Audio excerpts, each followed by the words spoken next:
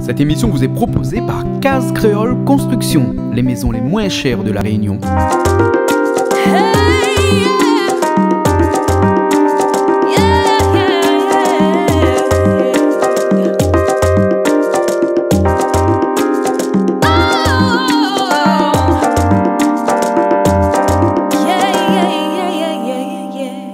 Bonsoir tout le monde et bienvenue sur Canal Austral, bienvenue aussi sur Piment TV. Et ben là, nous l'est dans les hauts, de la Réunion. Ben dans les hauts ça, et ben oui, nous l'est dans les hauts de Salazie, nous l'est à Elbourg, directement ici, un endroit un peu bucolique, comme il dit, avec quelqu'un que nous va rencontrer dans cette émission, Zigzag, puisque Zigzag est une émission de culture dans sa globalité, et la culture aujourd'hui, nous ça prend plein la tête. Oui, tu as ce Piment TV, nous parle de culture et pour ça, aujourd'hui, on a bien entendu Julie avec moi. Hein? Julie, bonsoir. Vous allez bien? Ça va, ça? Quand il parle culture, tout le temps là-haut. Hein? Bien sûr. Oui, il aime ça, toujours la culture. Intéressant, tout à fait. Ah, les bons. Et puis la personne, le personnage, l'écrivain ou l'écrivaine, nous ne connaissons pas encore comment il dit, mais on va connaître tout à l'heure, s'appelle Monique Séverin. Elle est là avec nous. Bonsoir Monique. Bonsoir Jean-Claude, bonsoir Julie. Bonsoir. Mais appelle en Monique. Entre nous quand même, hein, entre nous. Hein. Monique, si Okanou est venu chez vous directement, là nous sommes dans un petit bureau, grand bureau ici, hein, parce que c'est un lieu de travail ici, hein, c'est un endroit où il inspire parce que la nature déjà qui est à l'extérieur, il inspire, l'endroit aussi inspire parce que nous sommes vraiment dans les hauts de Elbourg, ici un endroit il est calme et tranquille, il n'entend pas beaucoup l'auto, tout ça, et puis après dans cet environnement-là, il inspire à l'écriture, parce qu'il faut dire que où est l'écriture, c'est une grande histoire d'amour, elle a démarré depuis quand même pas mal de temps. Oui, c'est vrai. Maintenant que vous dites à moi, effectivement, il regarde la date midi. Ouais. Premier travail, 87. En 87, avec un dictionnaire qu'on a fait, un dictionnaire français-créole. Et est-ce qu'en 87, c'était un des premiers dictionnaires français-créole ou bien il existait déjà des dictionnaires français-créole dans ce temps-là? Non. Alors, créole-français, les notes. Créole français, oui, excusez-moi, c'est pas français créole, c'est créole français.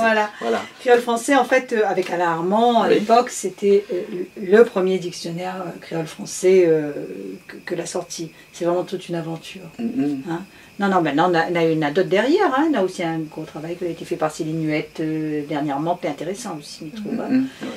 Et donc voilà. Donc ce premier travail, c'est pas exactement de l'écriture, mais c'est un contact avec le livre en tout cas. Le livre, un livre particulier, parce que là, dans la technique en quelque sorte. Hein, il faut quand même communiquer Montazotte le deuxième, parce que Alain, Armand, donc l'a fait. Moi, on l'a co-rédigé, hein, le premier, et le deuxième, il a fait son tout seul. Mais il estime que dans le deuxième, il y a un peu quand même du premier. Donc, on a un petit peu la maternité aussi du deuxième, si on peut dire ça comme alors, ça. ce créole, parce que, vous connaissez, Julie parlait tout à l'heure des courants de la langue créole, parce qu'il existe plusieurs façons d'écrire le créole. Hein? Ben, en fait, c'est l'affaire de la graphie, hein, comme il dit toujours. La graphie, l'orthographe, comment il écrit une langue. Et c'est une problématique qui a été posée pour toutes les langues de l'univers. Hein. Le français, par exemple, il dit toujours, le français là, t'écris pas. Le français, mamie postule que c'était un créole, avant que François Ier, il dit toujours, il est devenu une langue parce que François Ier a fait une langue, enfin, il a décidé qu'il serait la langue de son pays. Mais avant, les textes officiels, tout ça n'était pas écrit en français, hein, écrit en latin. Tout à fait. Hein. Après, François Ier, donc ordonnance Villers-Cotterêts, tout ça, a décidé que c'est le français qui devient la langue officielle. Et là, tu es bien obligé de fabriquer et de décider qui écrit avec une graphie particulière, une orthographe particulière. Et c'est là qu'à mon avis, ça l'a raté un peu cette affaire. Mais le français, il a une racine qui est le latin. Mais le créole, sa racine, c'est quoi? C'est le français. Mais comme le français n'a aussi, et c'est là que j'estime que, comme le français n'a lui-même des racines latines et grecques, alors à nous, créoles, si nous écrit comme en français, nous prend tout le tralala qu'il y a derrière. Hein. Mais le créole, c'est aussi un mélange de d'autres langues. À savoir le malgache, l'africain, etc. Exactement. Donc, nous et l'anglais aussi, oui, un petit peu. Mais donc le créole, c'est un mélange de latin et de germanique aussi, parce que c'est un mélange latine et germanique en même temps. Toutes sortes de langues, les venues, toutes les langues que l'a construit le français, il construit le créole, avec en plus d'autres, les autres apports forcément. Donc quand on a tout ça là, avec, comme le roi François Ier, quand lui a dit les spécialistes, fabrique-moi une langue écrite. Officielle. Elle t'existe dans la bouche des gens, comme nous le créole, mais elle t'existe pas de façon écrite. Donc, il fallait fabriquer. Et là, il a fallu choisir une graphie. Et nous l'est dans cette problématique-là. Zos a choisi la graphie qui dit étymologique. C'est-à-dire cette graphie que les liait aux langues d'origine, enfin aux langues sources. Aux langues sources. Donc forcément, là, on retrouve des racines grecques. Et nous est bien maillé avec ça pour l'orthographe. Nous on retrouve des racines latines. Et il est extrêmement complexe en fait. Tout à fait. Alors moi, il fait partie des gens qui dit allons simplifier les choses. Puisque le français lit, il a raté en quelque sorte son acte de naissance. C'est pas moi qui l'a dit ça, mais si c'est pas Alain Armand, en fabriquant une très belle langue, mais une langue difficile à écrire, que est perçue par tout le monde comme une langue difficile à écrire. Alors il dit, nous allons pas répéter la même erreur avec le créole. Et moi, m'aller pour une graphie simplifiée, c'est-à-dire une lettre, un son. Une lettre, un son. Une lettre, un son. Comme l'anglais, comme l'allemand. Et comment on écrit ce dictionnaire-là, créole-français, et attention, c'est pas du français au créole, c'est vraiment du créole-français. C'était pas un gros foutant, ça? Non. En disant que, si, quelque part, le français où vient ici, il faut qu'on écosse créole. C'est le créole vers le français. Et pourquoi pas le français traduit la langue en créole? Non, mais elle est peut-être un petit peu lourd, vas-y, un petit peu hard, peut-être, mais est-ce que quelque part faire du créole et le traduire en français, c'était peut-être pas le contraire que tout le monde y voudrait, que c'est-à-dire il arrive ici, il n'y comprend pas la langue, il passe de son français au créole. Oui, ça n'est pas bête ça, du tout. C'est une démarche que nous aurions dû envisager. Mais pourquoi pas après tout. Non, mais bien sûr. Mais en fait, non, mais je pense que, mais bien sûr que dans Satoudi, il y a quand même quelque chose d'un peu fondé au sens où il était quand même important pour nous de mettre le créole en avant. En avant. Oui, voilà. C'est ça qu'on a derrière. Ça, c'est vraiment typique au créole. La cheville là, on fait un petit peu là. Comme nous toutes. Nous veut mettre le créole en avant. C'est une langue en fait. Bien sûr, c'est une donc, langue. autant mettre en avant aussi, tout à fait. Bien sûr. Dans notre bouche, et nous, c'est le monde bien. Tout à fait. Mais il ne voit pas pourquoi notre langue, il ne serait pas bien. C'est pas aussi valorisé. Voilà. D'accord. Donc, ça, c'est un des premiers ouvrages que vous l'avez fait, Monique Séverin, le créole au français, un dictionnaire. Mais après. Corrédaction, ça. Corrédaction, d'accord, avec Alain Armand. Oui, bien sûr. Et plus de 15 000 mots dans le premier tome. C'était un exploit pour l'époque. 15 000 mots. Et après, si on nous quitte un petit peu ce dictionnaire-là pour aller vraiment dans un autre contexte d'écriture, un petit peu plus, comment on va dire ça, littéraire, c'est-à-dire que vous écrivez des romans. En fait, des nouvelles. Voilà, quand même commencé par la nouvelle. Moi, m'y croyais que moi c'était un monde de la short story, comme il dit, de l'histoire courte. Et c'est vrai que je m'y trouve moi très à l'aise dans les histoires courtes. M'y arrive vite à trouver une chute. Il faut que voilà. Et puis m'a beaucoup attendu pour Lance à moi dans le genre romanesque, que est quand même beaucoup plus complexe. Oui, c'est un travail très complexe. Voilà. Oui. Mais il ne veut pas dire que les nouvelles est facile à faire, parce que quand même, il faut construire à chaque fois une histoire complète, etc. Puis on n'écrit pas une seule, ou écrit plusieurs. Plusieurs petites nouvelles. Voilà. Tandis que là, mais le roman, c'est vraiment un gros travail, surtout dans l'aventure que m'a lancée à moi là, avec un arrière-plan historique, un énorme travail où il faut vraiment que calcule bien, ça tout fait. Mais on peut moi, j'avais une question par rapport à ça, au livre La bâtarde du Rhin.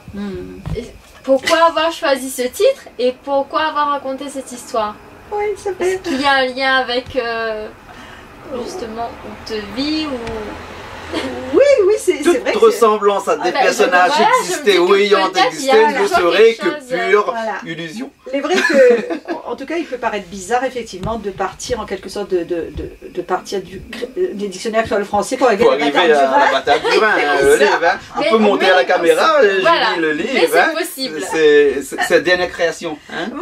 Création. Il y a eu beaucoup d'autres, mais en tout cas, celle-là, c'est la dernière création. Et les personnages à l'intérieur. Il n'est pas autobiographique du tout. Non, du tout. Bon, au moins ça. Voilà, il répond tout de suite. D'accord. Donc, c'est pas, voilà, pour répondre à la question, Julie, c'est que non, c'est pas du tout, c'est vraiment des personnages de pure fiction. Hein. D'accord. Maintenant, elle est consciente que quand m'y écrit, de toute façon, m'y puise dans un matériau que m'y connaît. Donc forcément... on a un petit peu du personnel qui ressort. On a le personnel qui apparaît, on a moi en tant qu'écrivain qui réapparaît certainement, qui réapparaît dans l'histoire, surtout dans celui-là, où on a quelque chose de fort, c'est une histoire de femme et tout ça. Donc il renvoie à ma propre histoire, à l'histoire des gens que moi j'ai pu connaître aussi. Hein. Donc forcément il apparaît quelque part. Les gens que moi l'a connu, les histoires que moi l'a connu. Mais ça est surprenant, c'est que Demoun, l'a venu spécialement, m'a fait 2-3 présentations de livres, et l'a venu spécialement pour demander à moi si telle personne là, c'était pas monsieur un tel que Zoti connaît ou madame un tel. Je l'ai persuadé que ces gens-là existaient. D'accord. Que ces gens-là existaient. C'est bizarre, hein. Mais tout ça, c'est vraiment de notre imagination. Ah, alors tout à l'heure, on était en train de discuter quand on était à l'extérieur là-bas, et c'était une question que moi, je voulais poser là, mais m'avait posé tout à l'heure là-bas, c'est-à-dire que quand on écrit un livre comme ça, là, avec des personnages clés, donc des personnages en premier plan et d'autres en deuxième plan, etc., tout comme les fabriquer un roman, hein, et que, on ne connaît jamais comment ça finit. C'est-à-dire que quand on commence, on ne connaît pas comment ça finit le livre. Et il pourrait arriver au milieu du livre comme ça, que tout ça il bouscule, un cyclone y arrive, et puis après c'est jamais ce que vous l'avez pensé au départ. L'esprit de départ n'est pas l'esprit de la fin, c'est vrai. Oui, mais c'est complètement vrai ça. Hein. C'est quelque chose d'assez magique d'ailleurs. Hein. On parlait tout à l'heure avec Julie aussi, on disait que où croit où que ça fait une affaire, là où ça va, où dit mon personnage là, où écrit un petit cahier, tout un cahier, tout est planifié, me dit mais ça va faire comme ça, le personnage sera comme ça, etc., etc. Et lui va finir son existence comme ça, lui va marier, lui va rencontrer allez voir, pas du tout le personnage, mais ça va, il vit sa vie, et voilà, on a des éléments perturbateurs. Des éléments perturbateurs. C'est ce qu'on dit, un élément perturbateur. Absolument, c'est comme ça. On passe dans le chemin à la bague et un coup de con, et après voilà, l'histoire est capote. Voilà, c'est la chose. De toute façon, c'est comme la vie en règle générale. Tu peux jamais la fixer. C'est vrai. Mais t'es persuadé que quand on écrit un livre, l'histoire est déjà figée. Et bien là, nous apprenons aujourd'hui que tout ça n'est pas figé. Voilà. Alors, en parlant de tout ça, est-ce que moi, je propose aussi, parce que là, on va parler un petit peu de tout ça, et nous quitter un petit coup, nous ça fait un petit tour, et puis après, nous atterrir un petit coup à notre côté, nous ça parle un petit peu plus de où-même, personnellement. Que ça vous dit où? On veut bien, oui. On veut bien? Il faut juste qu'on pose des bonnes questions. Oui. C'est bon, occupe pas. Hein? Bon. Ok, alors. Nous, ça va faire un petit tour pour nous revenir après. M'a fait avec. Grainer la pluie, si la case en colle, moi si ton épaules, tu dis moi le faux. L'orage il peut péter, dehors il fait trop frais. Grainer la pluie, si la case en colle, moi si ton épaules, m'y veut plus bouger. Dehors il fait trop frais, non m'y veut pas lever. Goûtez mimose l'état, regarde dehors il fait clair. Donne manger canard, charogne de l'eau la rivière. Boire la cope coupée, ou fait couler un petit peu café. Grouille un peu ton calebasse, le temps y passe. Moins pas blanc, non, moins pas noir. Tâche pas moi, c'est mon l'histoire.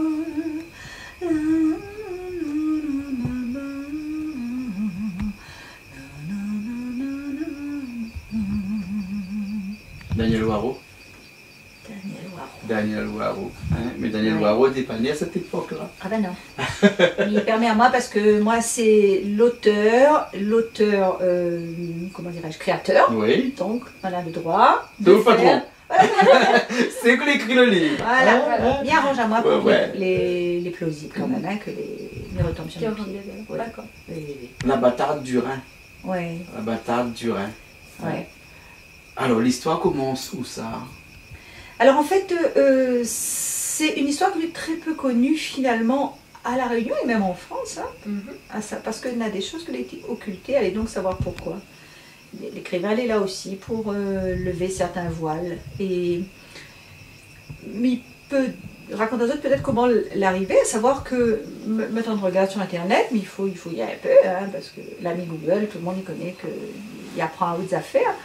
Donc il fouille et il tombe sur un article sur les oubliés de l'histoire et sur les bâtards du Rhin. De quoi est un bâtard du Rhin? Mais il voit que c'est la fin de la Première Guerre mondiale. Et en effet, en 1918, quand les Allemands la perdent, les Alliés là, envoient leurs troupes sur les berges du Rhin, hein, donc le fleuve, hein, et donc le fleuve qui est à la frontière de l'Allemagne et de la France. Et les Français, ils ont fait quelque chose d'un peu spécial, c'est qu'ils ont envoyé leurs troupes coloniales. Et dedans, il y avait un bon paquet de noirs. Donc c'était ce qu'un colonel qui appelle Mangin l'avait appelé, un général plutôt, l'avait appelé ça la force noire. Parce que les noirs étaient censés être endurants, plus forts, plus cruels, suffisamment cruels pour tuer les Allemands.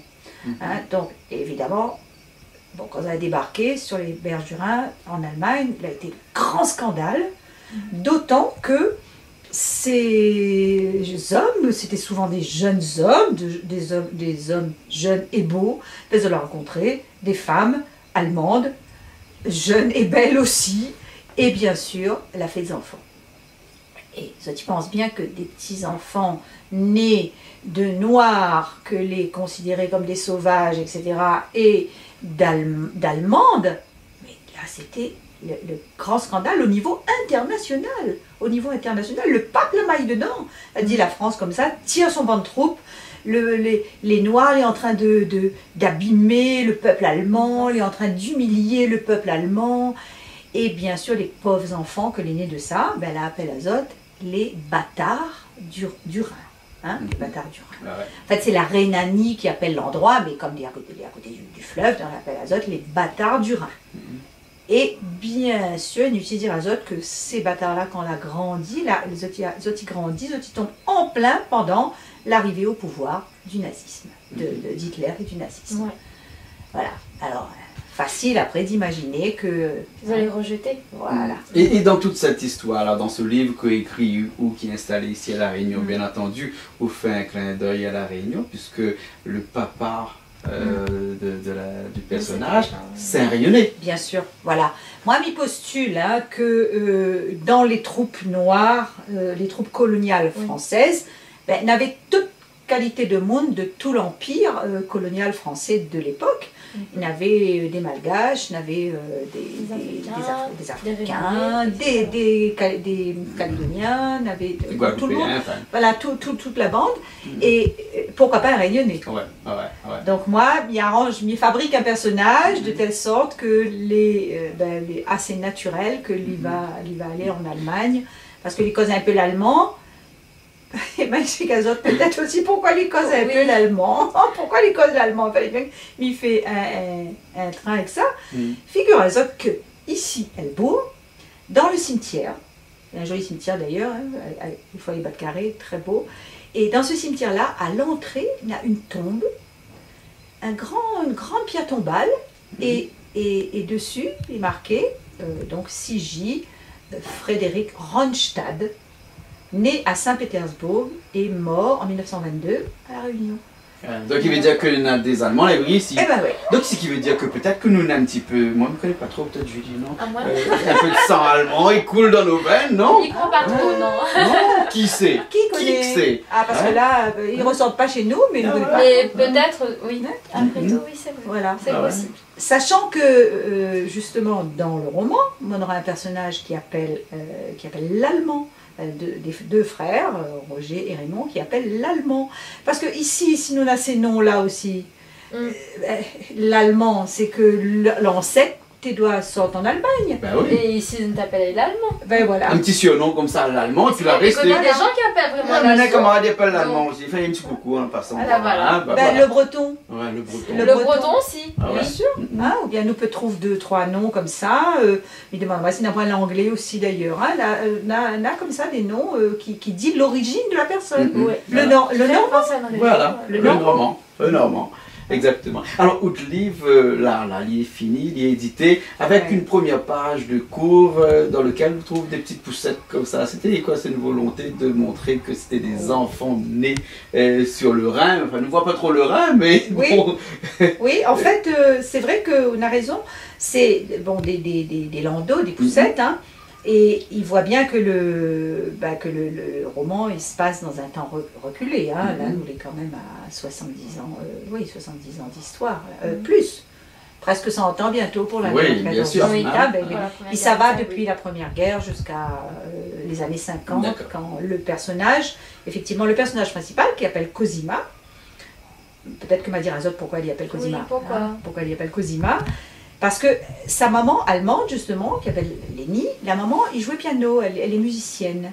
Oui. Et c'est d'ailleurs par le piano qu'elle va rencontrer son amoureux créole, qui s'appelle Louis Gallieri, et qui aime le piano aussi. Donc ça va retrouver Azote devant, et voilà, donc va rapprocher Azote en quelque sorte, c'est la musique qui va rapprocher Azote.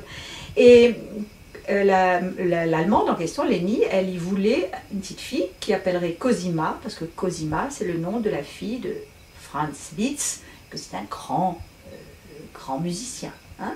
Donc elle y voulait un nom en rapport avec la musique, donc elle va appeler la petite fille Cosima. La petite fille qui va naître, cet enfant bâtard, elle va appeler elle Cosima.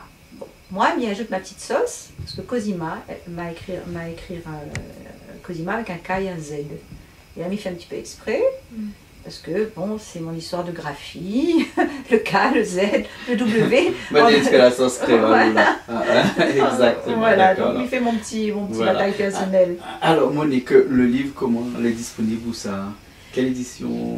Alors, il a été édité chez Vendailleurs, hein, c'est un éditeur de l'autre côté de la mer. Une éditrice d'ailleurs, intéressant de savoir que l'éditrice est allemande. D'accord. Allemande. Hein. C'est elle qui a choisi la couverture, elle a parti chercher dans les archives, etc.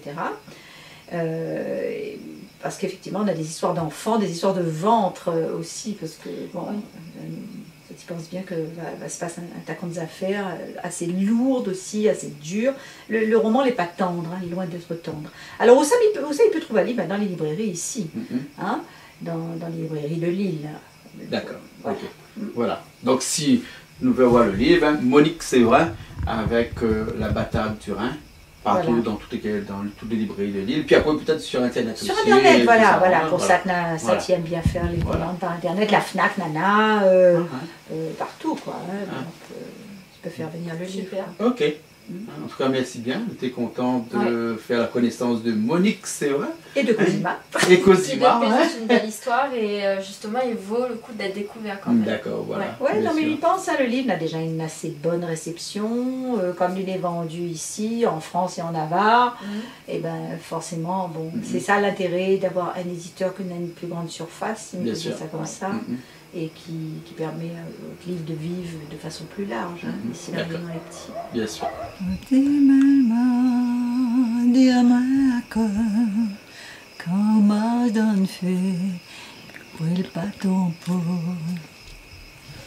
Alors Monique, que ça nous a mangé? Julie, nous les Helbourg, nous étions de Salazie, nous avons de chouchou. Pas le chouchou, mais le bread, hein, nous les dans la phase avant, hein, chouchou va venir après ça. Donc nous mangeons un peu de riz, hein, on connaît ici la Réunion, nous mangeons un petit peu de riz, nous mangeons un petit peu de riz, nous mangeons un peu de chouchou, nous mangeons un peu le grain, et nous mangeons senouk. Et septième la viande, nous mangeons saucisse. Excusez-moi, je trappe les oreilles de Marnie, il y a des oreilles détachées de la Marnie.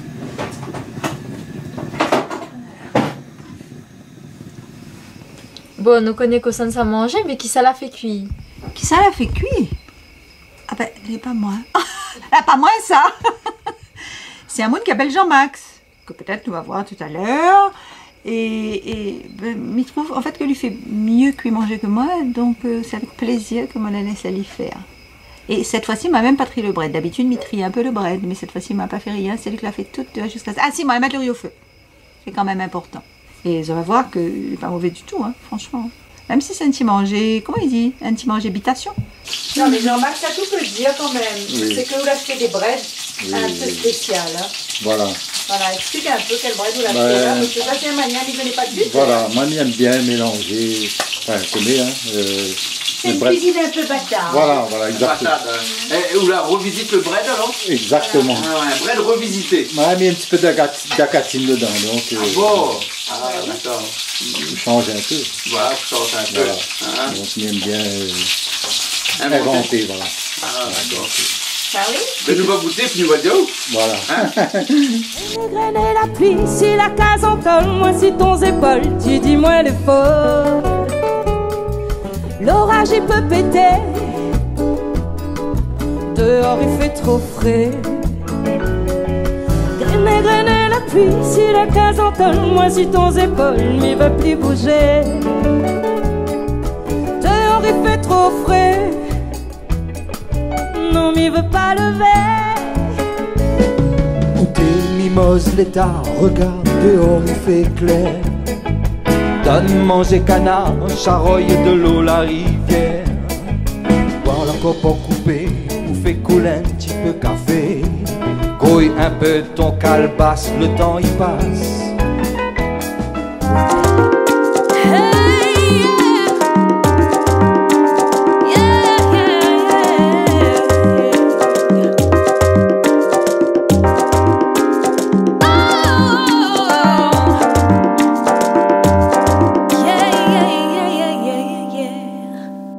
Cette émission vous a été proposée par Case Créole Construction, les maisons les moins chères à La Réunion.